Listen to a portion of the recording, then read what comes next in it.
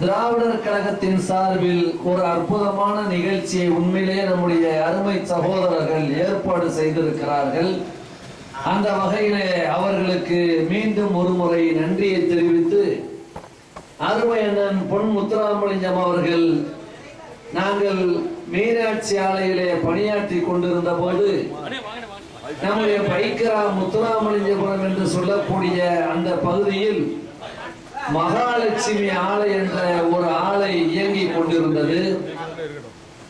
அந்த ஆலை நாராயணன் செட்டியார் அவர்கள் நடத்தி கொண்டிருந்த அந்த ஆலை திடீரென்று கதவடைப்பு செய்யப்பட்ட போது அருமை அண்ணன் அவர்கள் அன்றைக்கு தொழிலாளர் நலத்துறை அமைச்சராக இருந்தார்கள்.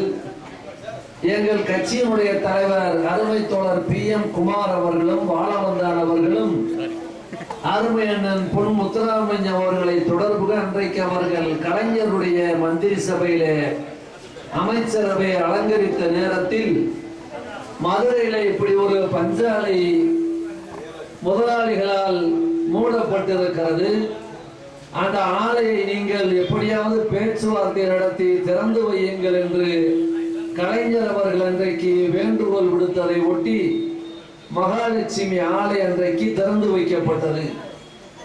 தொடர்ச்சியாக மத்திய அரசாங்கத்துடைய கொள்கையின் காரணமாக இடையிலே மதுரை மாவட்டத்திலே ஏராளமான பஞ்சாலைகள் மூடப்பட்டு இன்றைக்கு அதிலே வேலை பார்த்த எங்களை போன்ற தொழிலாளர்கள் பல்வேறு பணிகளிலே இன்றைக்கு ஈடுபட்டு கொண்டிருக்கின்றோம்.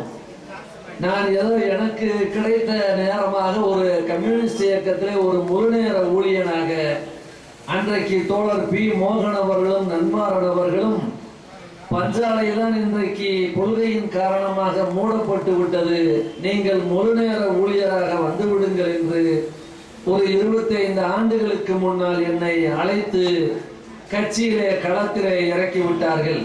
ஆனால் பொன் முத்துராமலிங்கம் அவர்களை பொறுத்தவரை நாங்களும் ஒரு 20 வயதில் இருந்து இன்றைக்கு வரை அவருடைய பல்வேறு சேவைகளை பார்த்து வருகிறோம். மிகுந்த தெளிந்த நடை பேச்சுக்கு சொந்தக்காரர், எந்த ஒரு விஷயத்தையும் ஆணித்தரமாக தமிழிலே அழுத்தம் திருத்தமாக எடுத்து சொல்லக்கூடிய வல்லவர். அமைச்சராக இருந்த அந்த பொறுப்புகளை வெறும் பதவி என்று அனுபவிக்காமல் தான் இருந்த காலத்தில் அதை மக்களுக்கு சேவையாக பயனாற்றியவர். இன்றைக்கும் தொடர்ச்சியாக இந்தியாவிலே மதவெறி சக்திகளுடைய பல்வேறு அரசியல் பிரச்சாரங்களை தன்னுடைய எழுத்தின் மூலமாக சுட்டிக்காட்டுகின்ற மகத்தான